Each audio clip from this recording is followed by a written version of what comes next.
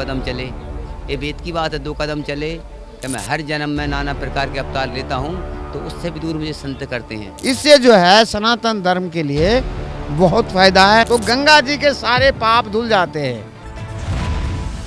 महाकुंभ आस्था, संस्कृति और करोड़ों श्रद्धालुओं की आस्था का संगम है। कहा जा रहा है कि साल का महाकुंभ पूर्ण महाकुंभ होगा। वैसे तो महाकुंभ का इतिहास वर्षों पुराना है। महाकुंभ सिर्फ एक मेला नहीं है, बल्कि ये परंपरा और हिंदू संस्कृति का संगम है। श्रद्धालुओं के लिए एक पवित्र एहसास भी है। तो आइए जानते हैं महाकुंभ में आए कुछ रहस्यमयी अनोखे बाबाओं के बारे में। की कड़ी में हम लोग आ गए हैं चश्मा बाबा जी के पास और जानना चाहते हैं बाबा जी से कि बाबा जी कहाँ से हैं और बाबा जी के महिमा का क्या। हम उज्जैन महाकाल से हैं, बाबा दरबार उज्जैन अमिंदकापुरी से। अब हमें तो लोग नाना नाम से पुकार रहे हैं। आप मीडिया में कोई चश्मा बाबा कह रहा है, कोई इंटरनेशनल बाबा कह रहा है, कोई कुछ कह रहा है, जो आपको अच्छा लगे। बाबा जी का कहना है कि मेरे तो विचित्र नाम है। कुछ लोग चश्मा बाबा के नाम से हमको जानते हैं, कुछ लोग इंटरनेशनल बाबा के नाम से जानते हैं। तो अलग अलग लोग अपने हिसाब से अलग अलग नाम बाबा जी का रखते जाते हैं। बाबा जी थोड़ा हमारे श्रद्धालुओं को, हमारे दर्शकों को आप कुछ संगम नगरी के बारे में जो है कोई है का नाम, यहाँ का क्या प्रकोप है, साधुओं का क्या जो है आशीर्वाद प्राप्त होता है, जो यहाँ पर श्रद्धालु आते हैं आप लोगों से आशीर्वाद लेते हैं, थोड़ा सा कुछ आप इसके बारे में। देखिए, तीर्थ प्रयागराज राजा प्रयागराज की चरणों में मेरा प्रणाम, क्योंकि ये बहुत सौभाग्य की बात है जो इतने श्रद्धालु लाखों करोड़ों की जनसंख्या में भारत में आ रहे हैं। भारत देश विदेश के जहाँ लोग आ रहे हैं, क्योंकि ये बहुत बड़ा पर्व है। 144 साल बाद ये पर्व है और इसके लिए कि जो गंगा मैया में डुबकी लगाएं और संत की रही महिमा, तो कहते संत दरस पातक तर जाएं। संतों के मात्र दर्शन से पातक भी तर जाते हैं। एक बार उद्धव और भगवान श्री कृष्ण जा रहे थे, तो श्री कृष्ण भगवान की नज़र एक संत पर पड़ी, तो वो रथ में से उतर गए। उद्धव जी वही बैठे, तो उन्होंने 2 कदम चले। ये वेद की बात है, 2 कदम चले तो वो रह गए। उद्धव चले, कृष्ण तुम ऐसे कर रहे हो? कहने लगे, प्रभु ऐसा है उद्धव कि मुझको भी पाप लग जाते हैं, कि मैं हर जन्म में नाना प्रकार के अवतार लेता हूँ, तो उससे भी दूर मुझे संत करते हैं। क्योंकि अगर लोग करोड़ों इसलिए आए कि हम संतों की धूमधाम में हम नहाएं, क्योंकि इसलिए नागा साधु के पहले स्नान होते हैं। शुभ स्वयं शंभु है, नागा सन्यासी स्वयं शंभु है। लोग कहते हैं महाराज जी कि नागा साधु के दर्शन मात्र से ही लोगों के कल्याण हो जाया करते हैं। बस होता है सत्य।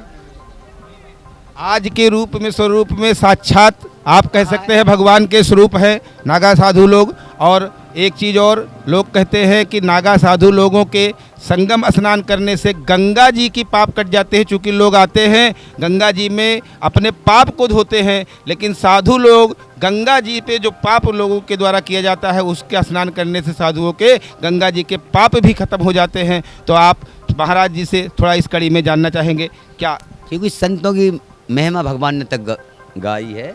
क्यों कहा है कि तीरथ जाओ फल मिले एक, तीरथ जाओ, सिर्फ तीरथ में जो लोग आए हैं फल मिले एक, संत मिले फल 4। क्योंकि लोग किस लिए आए कि यहाँ जितने हैं फल पूरे संत ये प्रयागराज में मिल रहे हैं। तीरथ जाओ फल मिले एक, संत मिले फल 4। अगर संत गुरु बने तो अनेक फल, उसकी कोई कीमत नहीं है धरती पे। क्योंकि भगवान रूठ जाए तो मान जाएंगे, माता पिता रूठ जाए वो भी मान जाएंगे। अगर गुरु रूठ गए तो उन्हें तीनों लोगों में कोई मनाने वाला नहीं है। इसलिए गुरु की बहुत बड़ी महिमा है। महाराज जी बता रहे थे कि गुरु की क्या महिमा है। माता पिता रूठ जाएंगे तो मना लेंगे, भगवान रूठ जाएंगे तो मना लेंगे, लेकिन संतों के रूठ जाने का मतलब कि तीनों लोकों में फिर कोई ऐसा नहीं है जो संतों को मना सकता है। तो ये है प्रयागराज संगम की महिमा, जहाँ पर एक से एक बढ़ के नागा साधु लोगों के दर्शन आप लोगों को प्राप्त हो रहे हैं। महाराज जी, जो लोग संगम स्नान करने आ रहे हैं, थोड़ा सा हमारे श्रद्धालुओं को आप बताएं कि आप लोगों का संगम में स्नान करने से किस प्रकार के उनके किए गए पापों से उनको मुक्ति प्राप्त हो सकती है। देख, तो एक तो साधुओं के दर्शन करने से उनके पापों का दूर। रही बात तो गंगा मैया के स्नान की, स्नान बहुत बड़ी बात है। क्योंकि गंगा मैया वो जल है जो कहीं तीर्थों में नहीं है। क्योंकि वो जिंदा तो जिंदा हड्डी भी तार देती है। आपने सुना जो पिंडदान होते हैं वो गंगा जी में क्यों होते हैं, जो भी कोई की अस्थि सिरती है वो गंगा जी में क्यों होती, क्योंकि उसके जल में इतना पावर है, वो हड्डी को भी गला देती है। आप समझिए, इसलिए वो गंगा जल में अस्थि नहीं, आदमी नदी में कर दें, नाले में कर दें, इतना पावर है। हर जगह पानी, गंगा जल और है, उसकी कोई बखान नहीं कर सकते। 6 महीने जी एक बार डमरू बजा के हमारे श्रद्धालुओं को जो है का नाम आशीर्वाद दे दीजिए आप, कि जो जहाँ हैं हमारे दर्शक, उनको यहाँ से संगम से सीधा फल प्राप्ति हो जाए। वो ये कोई देश विदेश पूरे भारतवासियों को मैं संदेश देना चाहता हूँ, प्रयागराज 29 जनवरी को आएँ और स्नान बनाएं। देश विदेश से गंगा ये बहुत बड़ा पर्व है और अपने जीवन को धन्य बनाएं। गंगा मैया में एक नहीं 2 डुबकी जरूर लगाएं। हर हर गंगे, हर हर महादेव।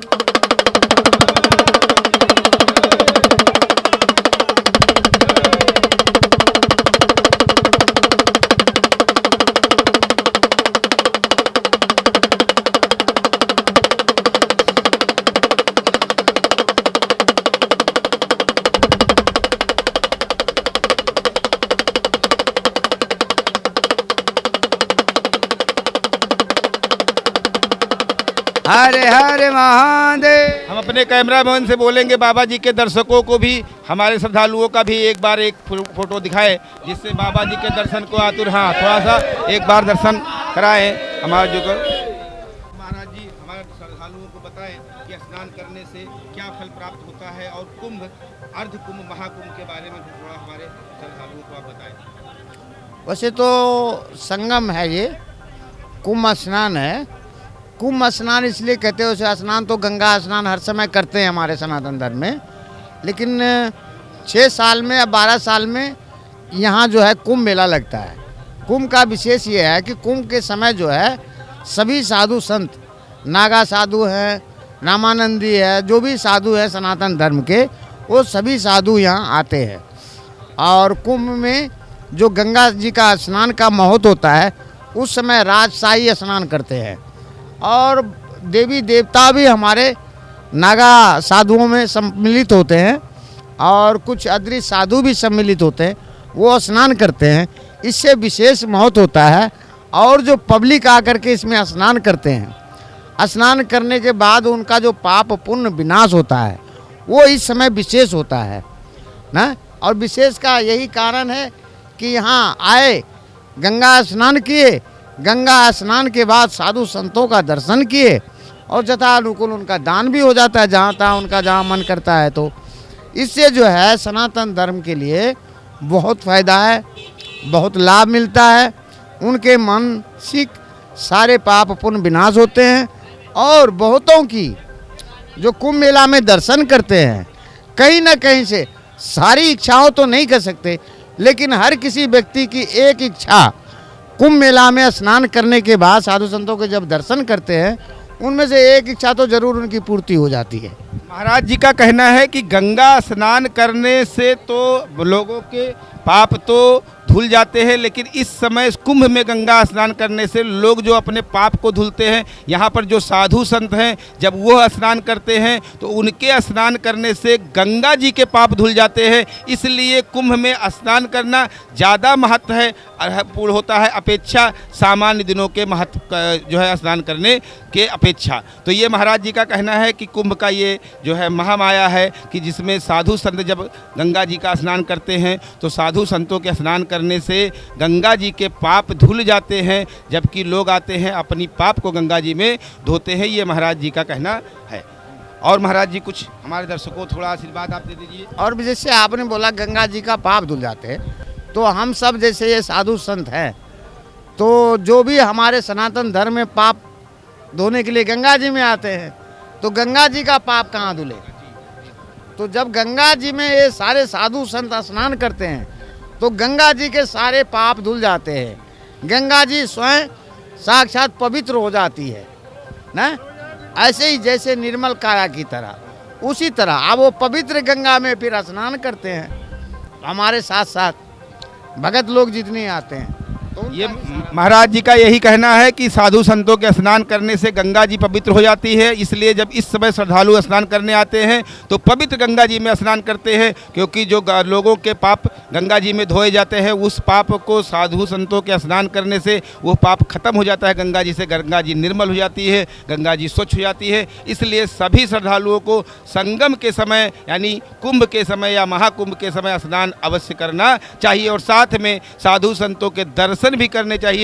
साधु संतों के दर्शन मात्र से भी पाप हो जाता है। तो जब आप संगम में आएँ, साधु संतों के दर्शन करें, स्नान करें, दक्षिणापात करें, जिससे आपके किए गए पाप और जो है कुकर्म आपके धुल जाएंगे। धन्यवाद महाराज जी। नमो नमो महाराज। देश विदेश की ताज़ा खबर पाने के लिए हमारे चैनल NTV निष्पक्ष को सब्सक्राइब करें व बेल आइकन दबाना ना भूलें।